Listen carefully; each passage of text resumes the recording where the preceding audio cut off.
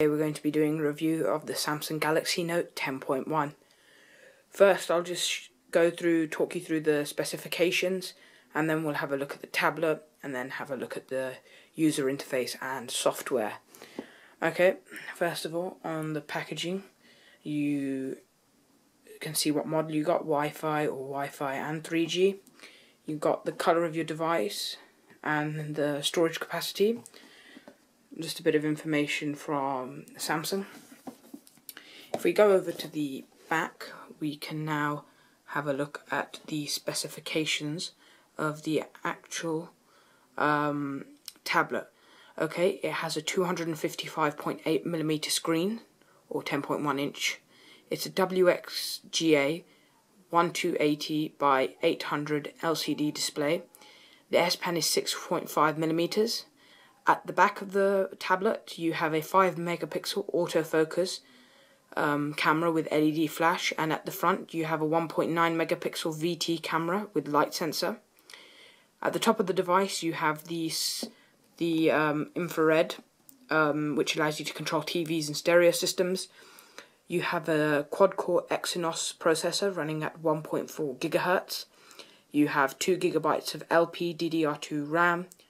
The display can support full HD playback, and it has a 7000 mAh battery, which lasts around 8 hours when playing apps and using the internet. Okay, now we'll actually have a look at the device itself and go through a quick overview. Okay, here we have the Samsung Galaxy Note 10.1 itself. At the bottom we have the charging and syncing port, which is Samsung's proprietary connector. We also have the microphone and the S Pen slot in the bottom right hand corner. If we go to the front, we can see we have two front facing speakers, which is you don't really see it on other tablets. This is probably the only tablet which has front facing speakers that I know of. And it's really good because if it's in a case, unlike the iPad, you won't get sound distortion where the speakers might be covered. Going to the back, we have the 5-megapixel autofocus camera with LED flash. We have the Samsung logo and just a bit about information about your model. At the top of the device, we have the power and lock button. We have the volume rocker. We have the micro SD slot, the infrared transmitter to control things like televisions and stereo systems, and we have a 3.5mm headphone jacks. This tablet actually comes with a really good set of headphones, and the headphones come with spare buds as well. Well, not buds, the in-ear piece. Okay, now we will have a look at the software. Okay, just to start off with, you have the traditional Android layout of the shortcut buttons. So if I wanted to go to, say, internet, I just hold and swipe, and it will take me straight to the internet. The S Pen is at the bottom right hand corner of the device, and if I remove it, I get a list of options of apps which are compatible with the S Pen, such as Pop-Up Note, S Note, S Planner, Crayon Physics, Photoshop Touch, Polaris Office, and the S Pen settings. What we'll do is we'll go through the S Pen settings quickly. Okay, let's just zoom in.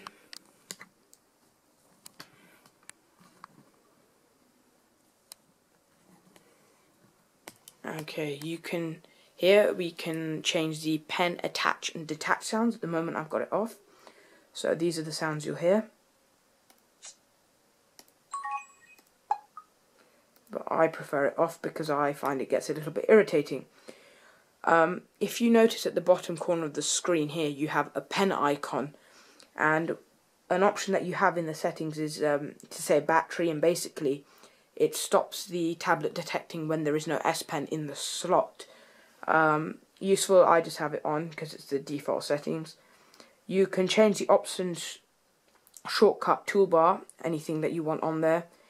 AirView is a neat little thing which we'll go through later. It's basically where I can hold the S Pen over maybe a video and I can get a preview play. The sound and haptic feedback is basically the vibration and noise you get when you tap. And the quick command settings we'll go through in a later video regarding the Jelly Bean operating system.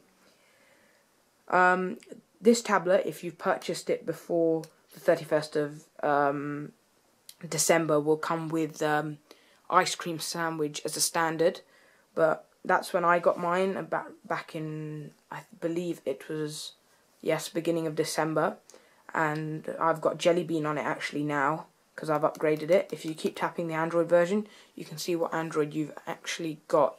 So as you can see, it's 4.1.1 Jelly Bean. If I tap and hold, you get an Easter egg, so to speak, and you get an interactive screen with jelly beans.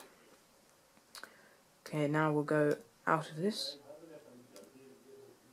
and in the next part we'll go through S Note. Okay, now we're going to have a quick look at Samsung's S Note. Okay, here you have a list of options. So you can delete S Note. So if I tap delete, say I wanted to, I actually don't need any of these because they're all just rubbish. So if I check the check boxes and tap delete, it will delete them for you. Okay, when I meant AirView is basically I'm not actually touching the actual screen with the S Pen, but I'm hovering it over, and as you can see it's zooming in, and if I hover over delete, you can see it gives you the little delete or create new note. Anyway, so we'll have a look actually at the idea note. I find it a bit easier to use in tutorials. Okay, here you have your main pen.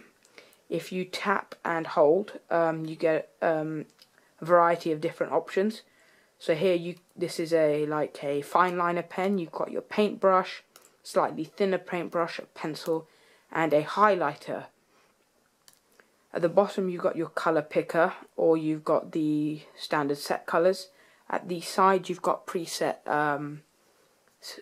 brushes. But for this one we'll just adjust the brush size to slightly smaller, and we will use the fine liner. Okay, so S Pen is useful for making notes. See, that's way too big for writing, so if we just tap and hold, just make that a bit smaller. So it's useful for making notes. And I would really say if you're a college student, university student, or you're a businessman or woman, this is a really neat device to take into, because you can record maybe a drawing of a diagram. You can take pictures of maybe something that someone's put up on their slideshow, and then you can annotate that with your own notes. Okay, so your next function is called the productivity tools. So this one we've got is called formula match, and basically if I put in an equation such as 2x plus 4 is equal to 8, I should be able to pick that up, even though my handwriting's not perfect. At the moment the device isn't actually connected to the internet, but if I tap search, it will open up another window and use Wolfram Alpha to calculate the equation. We'll go into more depth in another video. If I tap and hold again, I can go to productivity tools. So this again is called shape match. So basically if I have a square, I do that, it will neaten it up for me. If I have a circle, it will neaten it. A triangle, it will neaten it. And then what also I have is the handwriting to text tool. So say if I wanted to write the dimensions of this square, I can simply go 4 centimeters, and I can draw an arrow if I wish. Okay, that's your text to handwriting. You can also write things like hello, and it will change it to text for you. Okay, now if we just clear this, now we've just got general notes, so I can type anything I really want. Now I don't need this note, so I will discard it. Okay, in S Note you also have a few examples. You have business, education, ideas, and these are all files where you can save S Notes that you've made into there. If you see, we just have a quick look through on this example. We've got things like what are your favourite treats, bring to a picnic, and you can see how it's been annotated, all the pictures. Okay.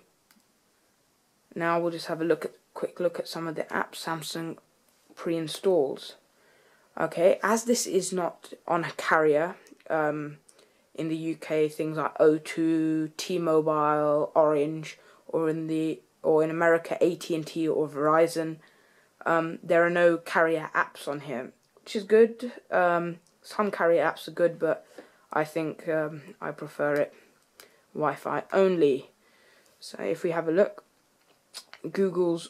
Samsung's All Share Play is basically if I have a graph on my tablet and someone else in the meeting's got maybe another tablet, a Samsung tablet or Samsung device, they can see me annotating what's on my tablet on their display, and then they can take a screen capture. If we look, we have Dropbox, and I get free 50 gigabytes of storage, which is really amazing, considering that a lot of other places you would have to pay for. So we have Samsung's Alarm, we have the Gallery Game Hub, we have Music Hub and Music Play, and you can tell these are different because of their Samsung's own logos. You have Samsung's browser, World Clock, you have Google Movies, S-Suggest, and we can have a quick look through the gallery and see how it works. If I go to videos, and see this will give you an example of AirPlay. See how when I hover over, I can get a pop-up view of the actual video itself. Another cool feature of the gallery is actually if I say play a video, this is Samsung's own video, let me just turn the volume down, I can open it in what we call cascade view, and basically that opens it up on the window, so then I can start I don't know, browsing the internet while watching it. I can then zoom into the video, say if I want to make it a bit bigger. I can push half of it off screen if I really wanted to, and then basically to get back to the original view size I'd just double tap with my finger or the S Pen. One really great feature that the Samsung has is called multi-view window. So if I tap the arrow, I can open my internet browser. If I tap the arrow again, I can open the gallery. If I tap it again, I can open contacts. If I do that, I can open the music player, and then all sizes are adjustable. So if I want the movie to be slightly larger, I can start playing the movie whilst having a look through my albums or the internet browser. With Jelly Bean, I can open 16 applications at any one time. And I think as for the review, that's about it.